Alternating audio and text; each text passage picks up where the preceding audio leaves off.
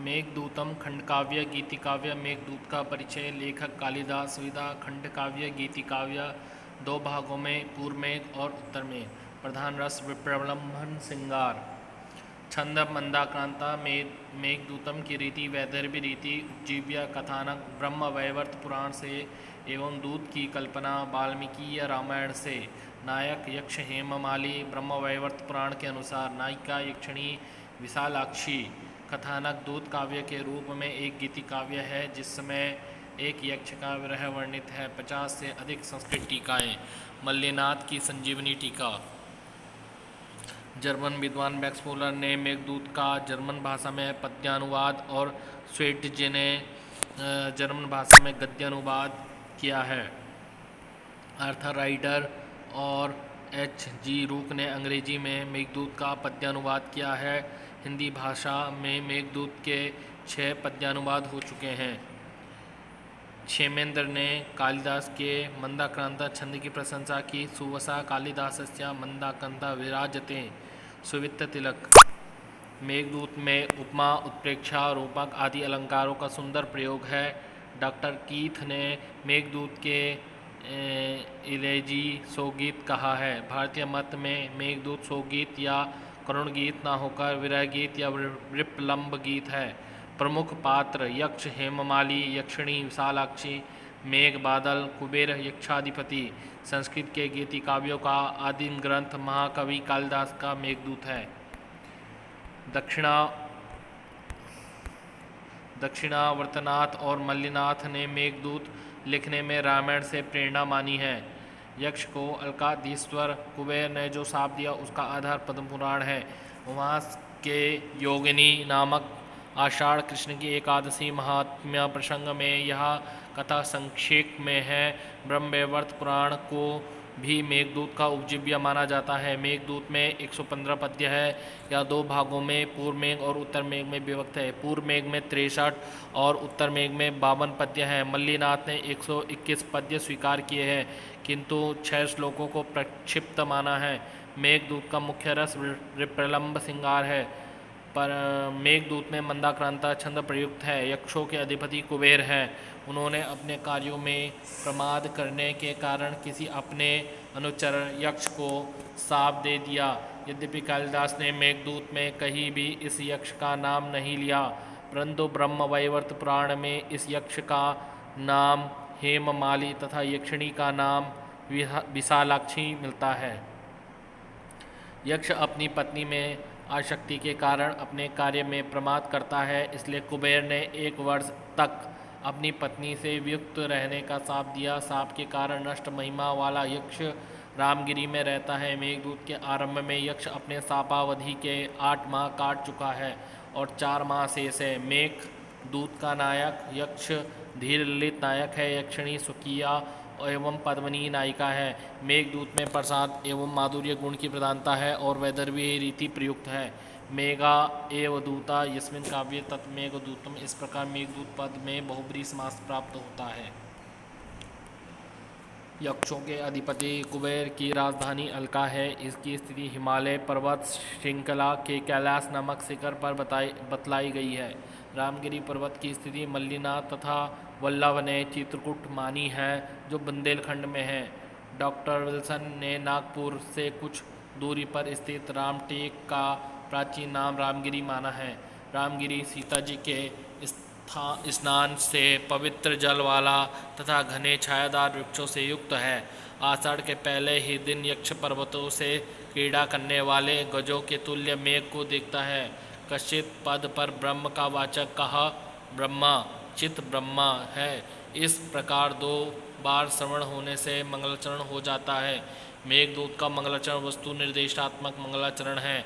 प्रिया के वियोग के कारण दुर्बल यक्ष की कलाई से स्वर्ण निर्मित कंगन के गिरने से वह रिक्त कलाई वाला हो गया है। अपनी कुशल वार्ता अपनी प्रिया तक पहुँचाने के लिए अपने निवेदन से पूर्व यक्ष कुटज गिरिमल्लिका के पुष्पों से मेघ को अर्घ्य देता है। धुआं, अग्नि, जल एवं वायु से बने जड़ मेघ से भी वह कामार्थता के कारण संदेश ले जाने का निवेदन करता है। यक्ष मेघ को विश्वविदित पुष्कर और आवर्तक वंश में उत्पन्न बताता है। यक्ष मेघ को इंद्र का प्रमुख व्यक्ति और स्वेच्छानुसार आकृति धारण करने में समर्थ बताता है। मेघ को संतप्तों का एकमात्र शरण बताया है और उसे संदेश लेकर अलका भेजना चाहता है। अलका के बाहरी उद्यान में स्थित भगवान शिव के मस्तक पर सुशोभित चंद्र की चांदनी से वहाँ के महल धवल हैं। चातक पपीहा मेघ के बाईं ओर शब्द कर रहा है। गर्भाधान उत्सव काल के परिचय से आकाश में बगुलियां पंक्तिबद्ध होकर मेघ का सेवन करती है। यक्ष को विश्वास है कि वियोग के दिनों की गणना में एकाग्रचित यक्षिणी को मेघ अवश्य देखेगा। यक्ष मेघ की भाभी भद्रजाया यक्षिणी को कहता है, मानसरोवर जाने को उत्सुक तथा मार्ग में भूख मिटाने के लिए चोंच में मृडाल के लिए हुए राजहंस मेघ के साथी होंगे। श्री रामचंद्र के चरण चिन्हों से युक्त रामगिरी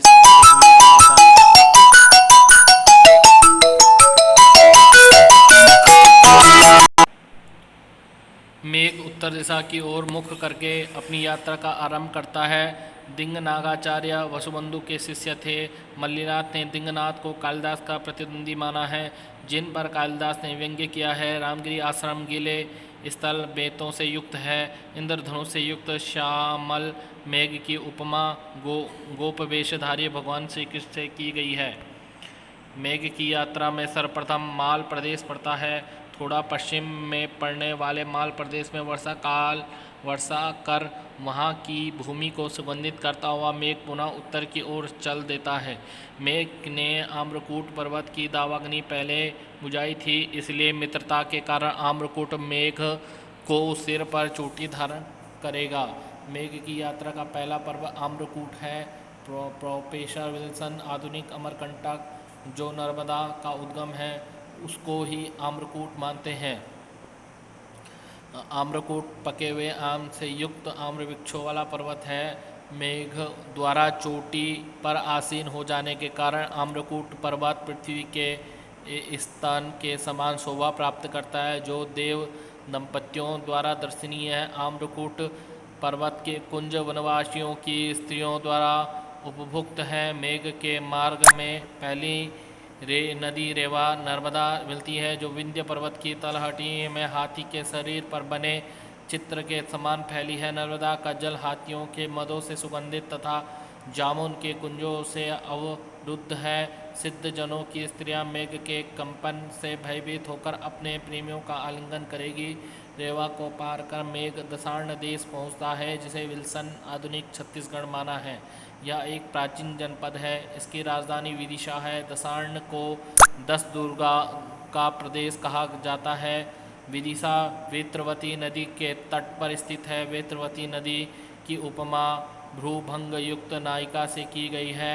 आजकल भोपाल से 26 मील पर स्थित मालवा के भिलसा नामक स्थान को ही विदिशा माना जाता है। विदिशा में मेघ निश्चय नामक पर्वत पर ठहरता है। यह पर्वत वैश्याओं द्वारा प्रयुक्त सुगंधित पदार्थों से युक्त गुफाओं वाला है। मेघ का मार्ग उज्जैनी जाते हुए कुछ टेढ़ा होगा, परंतु तब भी यक्ष उसे वहां जाने का निवेदन करता है। यक्ष का मानना है कि यदि उज्जैनी की स्त्रियों की चंचल कटाक्षों के साथ मेघ ने क्रीड़ा नहीं किया तो वह ठगा गया। उज्जैनी जाते हुए मेघ मार्ग में निर्विंध्या नदी से मिलता है, जो पक्षियों की पंक्ति रूपी करधनी वाली है। निर्विंध्या अपनी भंवर रूपी नाभि दिखाती है और उसके द्वारा दिखाया गया विभ्रम ही प्रथम प्रणय वचन है। यक्ष कहता है, निर्विंध्या को पार कर मेघ सिंधु नदी के समय पहुँचेगा, जो मेघ के विरह में कृश हो गई है, और मेघ को वह उपाय करना चाहिए जिससे वह दुर्बलता त्याग दे। अवंती में वृद्ध जन वत्सराज उज्जैन की कथा करते हैं। उज्जैनी को देदीप्यमान स्वर्ग का टुकड़ा कहा गया है। उज्जैनी को विशाला भी कहा जाता है। वायु को शिप्रा नदी के चाटुकार प्रेमी के रूप में चित्रित किया गया है। इसी नदी के तट पर उज्जैनी है। उज्जैनी के बाजार को अत्यंत वैभवशाली बताया गया है। उज्जैनी में उदयन ने महाराज प्रद्योत की पुत्री वासवदत्ता का अपहरण किया था। उज्जैनी के में प्रद्योत का स्वर्गमय ताल वृक्षों का वन था, जिसे प्रद्योत के ही इंद्र प्रदत्त नलिनी नलगिरी नामक हाथी ने नष्ट कर दिया था। अलकापुरी के घोड़े पत्तों के समान श्याम वर्ण के हैं जो और वहाँ के योद्धागण रावण के तलवार से किए गए घावों के निशान को ही आभूषण मानते हैं। महाकाल के उद्यान गंधवती नदी की वायु से कंपित होते हैं। यक्ष महाकाल मंदिर पहुँचे मेघ को शाम के समय तक रुककर शिव की संध्या पूजन के समय नगाड़े का कार्य करने के लिए कहता है। मेघ के सायंकाली जपा कुसुम के समान लाल रंग की कांति से ऐसा प्रतीत होता है जैसे उसने भगवान शिव की गजासुर के गीले चर्म को धारण करने की इच्छा पूरी की थी। मेघ उज्जैनी के महल की छतों पर रात्रि व्यतीत करता है। उज्जैनी के पश्चात मेघ के मार्ग पर गंभीरा नदी आती है। ज्ञातस्वादो विवृत जगनाम को बिहातुम समर्था प्रसिद्ध सुक्ति गंभीरा नदी के वर्णन में आती है। यक्ष जल को गंभीरा का वस्त्र किनारों को नितम तथा बेंत की शाखाओं को उसका हाथ बताता है। जंगल में गुलरों को पकाने वाली वायु देवगिरी के मार्ग में बहती है। देवगिरी में निवास करने वाले स्वामी कार्तिकेय हैं जिनका वाहन मयूर है। इनको स्कंद भगवान भी कहा जाता है। महाराज रंती देव का यश रूप चर्मणवती चंबल नदी है। चर्मणवती नदी पार करके मेघ दसपुर की स्त्रियों के उत्सुकता का विषय बनेगा। दसपुर के बढ़ते हुए मेघ ब्रह्मवर्त प्रदेश होता हुआ महाभारत की युद्ध भूमि कुरुक्षेत्र पहुँचेगा। बलराम महाभारत के युद्ध से विमुख रहे। उसकी पत्नी रेवती की आंखों की उपमा सरस्वती नदी से की गई है। लांगली बलराम का नाम है। सरस्वती नदी के जल का सेवन करके अंदर से पवित्र मेघवर्ण मात्र से श्याम रह जाएगा। बलराम ने भी इसका जलपान किया था। कुरुक्षेत्र के आगे कनखल पर्वत के समीप पार्वती जी का उपवास करती सी गंगा नदी बहती है। गंगा का नाम जन्हू कन्या प्रयुक्त है। कनखल हरिद्वार का समीपवर्ती माना जाता है। कनखल में मेघ की छाया गंगा में पड़ने पर प्रयाग के अतिरिक्त वहाँ भी संगम गंगा यमुना प्रतीत होता है। हिमालय पर मेघ शिव जी के बैल द्वारा उछाले गए कीचड़ की तुल्य शोभा को प्राप्त करेगा। हिमालय पर मेघ सर्वों को ओलों की वृष्टि से नष्ट भ्रष्ट कर देता है।